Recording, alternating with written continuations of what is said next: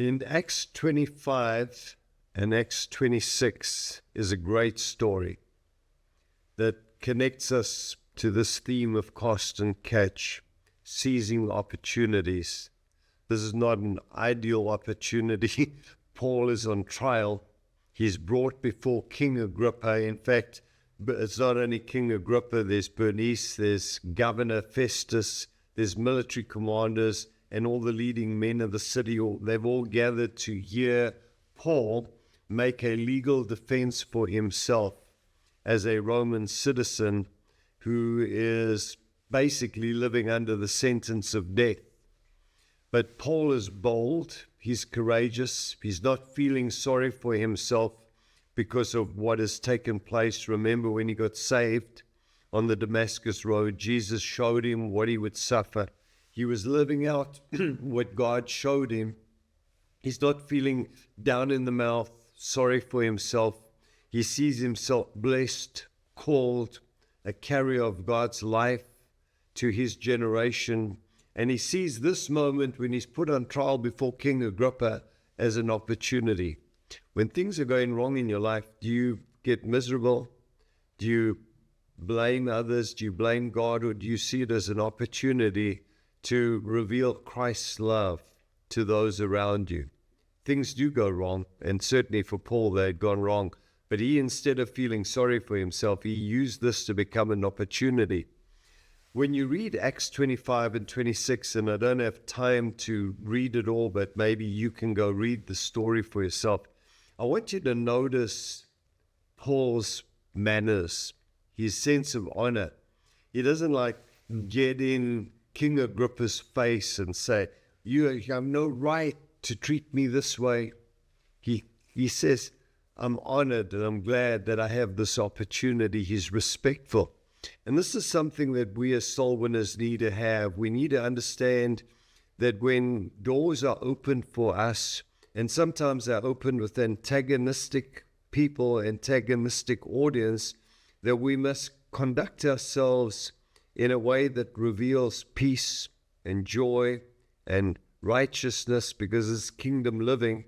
And Paul shares the gospel. He shares who he was before he was saved.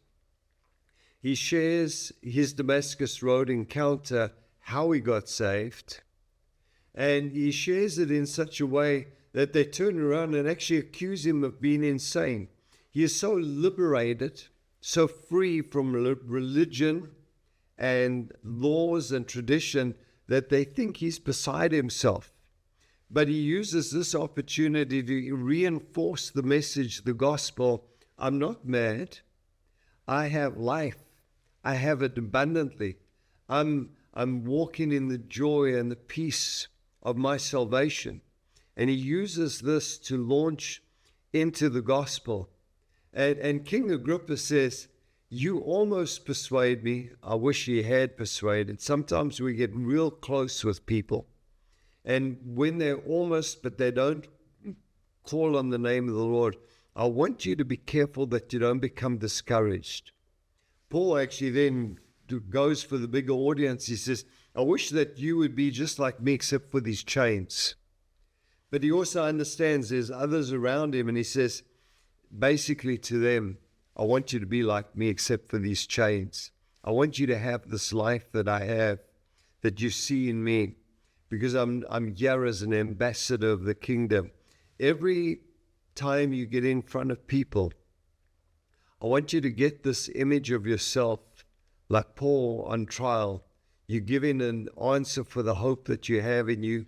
You're sharing the gospel. You're confident, you're bold. You're not defeated, beaten, imprisoned, feeling sorry for yourself.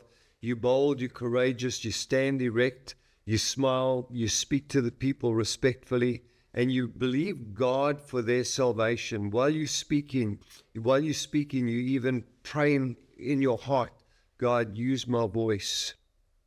Use the sound of my lips, these lips of clay, to speak the oracles of God, that their hearts come into conviction, that they call upon your name. And even when they say, no, not now, don't get discouraged. Agrippa, you almost persuade me. I wish you had been persuaded. And sometimes we'll get close. Don't walk away thinking you failed. You did your part. Now remember, someone may come after you, so make sure that your approach is with manners, courtesy, dignity, honor.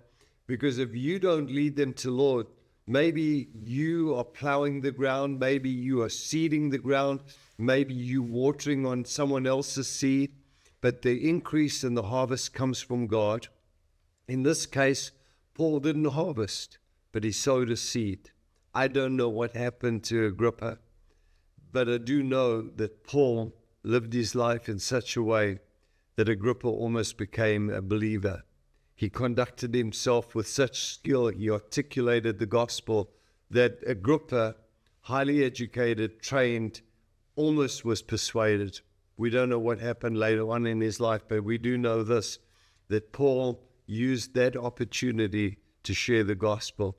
My prayer for you is that every person you come into contact, that you will conduct yourself in such a way that they will be persuaded, and if they're not persuaded, almost persuaded, that they're positioned through someone else, through whatever means God will use, to one day call upon the name of the Lord and be saved. Trust that today you get divine opportunities. Amen.